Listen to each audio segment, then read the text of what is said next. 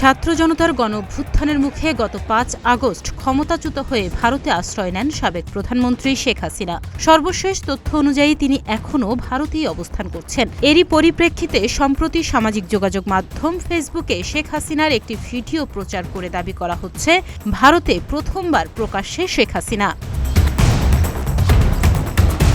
ওই দাবিতে একটি ভিডিও ফেসবুকে প্রচার করেছেন অনেকেই। তবে ফ্যাক্ট চেকিং প্রতিষ্ঠান রিউমার স্ক্যানার জানায় ভিডিওটি সম্প্রতি সময়ের নয়, বরং অনেক পুরনো। বুধবার রাতে এ বিষয়ে প্রতিবেদনে রিউমার স্ক্যানার জানিয়েছে, ভারতে প্রথমবার প্রকাশ্যে শেখ হাসিনা শীর্ষক দাবিতে প্রচারিত দৃশ্যটি সাম্প্রতিক সময়ের বা ভারতের ধারণকৃত নয়, বরং ২০২২ সালে যুক্তরাজ্যে ধারণকৃত শেখ হাসিনার একটি ভিডিওকে আলোচিত দাবিতে প্রচার করা হচ্ছে।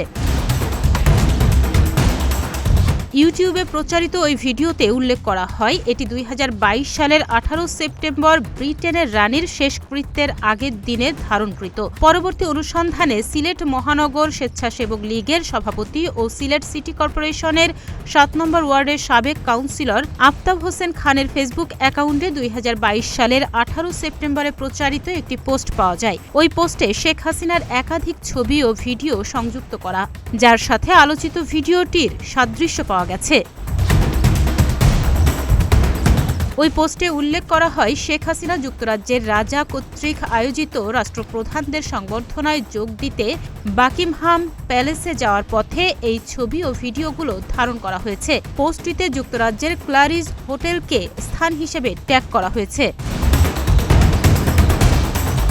এরই সূত্র ধরে গুগল ম্যাপে অনুসন্ধান করলে যুক্তরাজ্যের লন্ডনের ক্লারিজ হোটেলের পারিপার্শ্বিক অবস্থার সাথে প্রচারিত ভিডিওটির পারিপার্শ্বিক অবস্থার তুলনা করলে সাদৃশ্য পাওয়া যায়, যা নিশ্চিত করে প্রচারিত ভিডিওটি যুক্তরাজ্যের লন্ডনের ক্লারিজ হোটেলের সামনে থেকেই ধারণ করা।